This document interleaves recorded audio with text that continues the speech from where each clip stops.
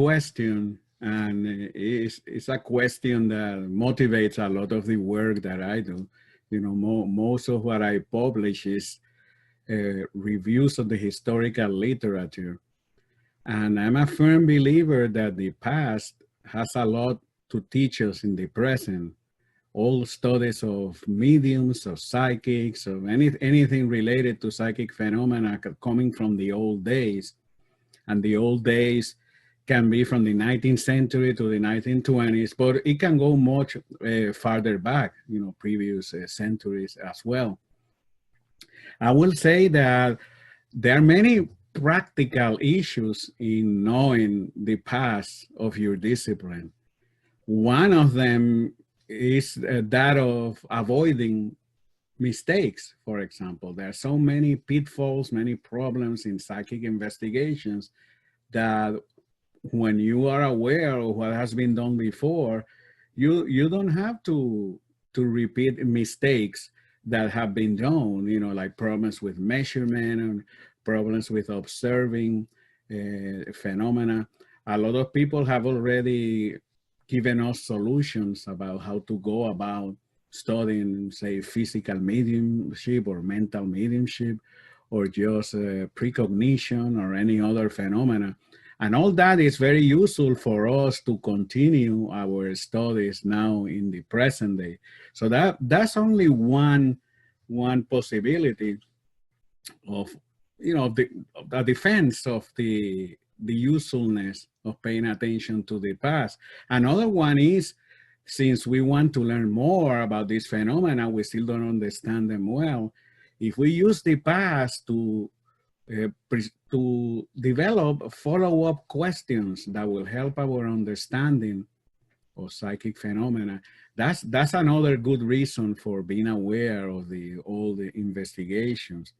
Things such as what was found in the past, what were the theories that were proposed before. If we really know about all those other things, we may be able to improve on the work on the past, or just add further evidence about psychic phenomena. For example, people have been speculating about the nature of trance. There are so many discussions about the nature of trance in the sittings with mediums like Leonora Piper, Gladys Osborne Leonard, and many others.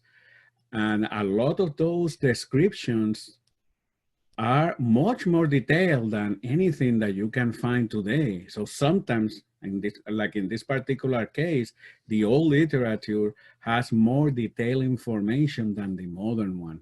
That's also another reason of keeping informed with our past. But knowing all that allows us, if we have the opportunity of studying new trance mediums, to basically ask new questions or try to corroborate what the old investigators found. So that's another very practical aspect of knowing the old literature. Also the issue of evidence, just because something is old doesn't mean it has to be thrown away.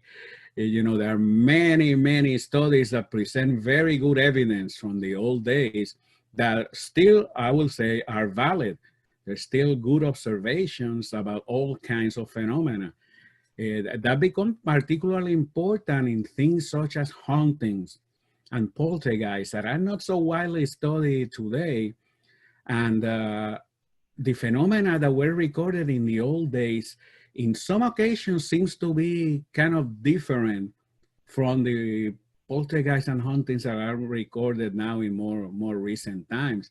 I tend to find that many of the old reports, the phenomena are more dramatic, and of course, in some ways, even more interesting. But there is much to learn about them. So forgetting about that tradition is certainly forgetting about a lot of the things that we have learned, excuse me, that we have learned in the past. On a more abstract level, I will say that you gain a lot of knowledge that helps you to understand the development of parapsychology. What is parapsychology today? It's basically a series of steps that come from the past. Today we have specific questions, certain needs, but all that has been nurtured by what happened before. And having a better understanding and knowledge of what was done in previous years really gives you an idea of what is the nature of the quest.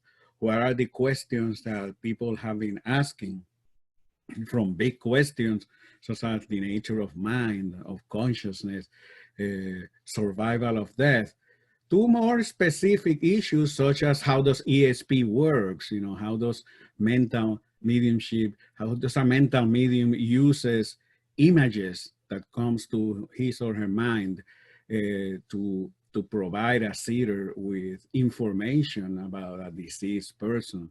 There is a lot of those things in the old literature that really, I think, will assist our understanding of why we are studying these things and why these things are important. So you will emphasize different things depending on, what is important to you, or what are your goals. But in this sense, parapsychology is no different from other disciplines. We accumulate over the years a lot of knowledge, a lot of methodology, a lot of theory. And sometimes it's unfortunate those things are forgotten. It is not uncommon to find parapsychologists today in the field that do not know much about the past. That when you mention the name of an old medium, they do not recognize the name. They do not know where we come from, even a lot of the findings. Some of the young people think that the field started in 1995, or to give an extreme case, most people know it goes farther back, but they don't know a lot about the details. And I think having this knowledge help us, as I said, in practical ways, but also in a more general sense of having real knowledge of what is the nature of the enterprise. So that would be my short answer, I guess.